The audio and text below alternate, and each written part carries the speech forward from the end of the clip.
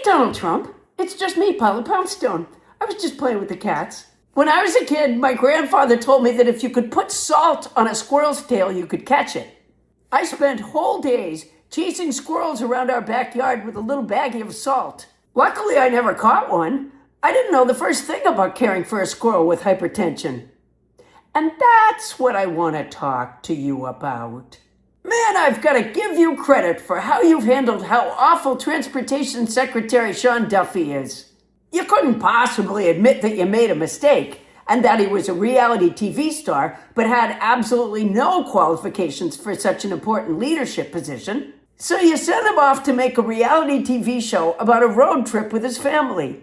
Genius. I mean, he wasn't around to deal with the TSA ICE situation at the airport, and he missed a plane crash or two. But you were insightful enough to realize that was for the best. Seriously, bravo. Got any project ideas for Pete Hegseth?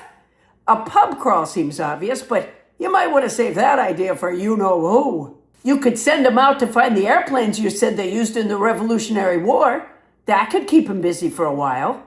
If he doesn't seem that enthusiastic about it, tell him if he does a good job finding the Revolutionary War aircraft, he can purge some more people of color from the military without cause.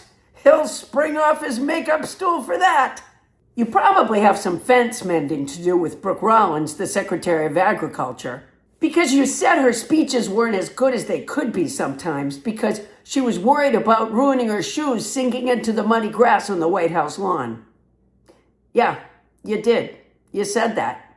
So you gotta give her something that will make her a hero among your followers. I know. Send her on a mission to eradicate the trans cow problem. Of course there isn't.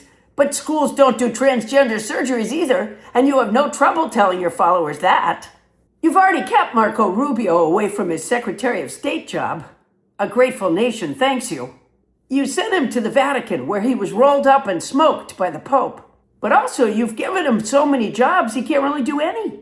He's Secretary of State, National Security Advisor, U.S. Archivist, and head of USAID. I understand that he also takes a couple of morning shifts at the guard shack at the end of the White House driveway, and that he's tutoring Melania in English, which I think could really be a win-win for both of them.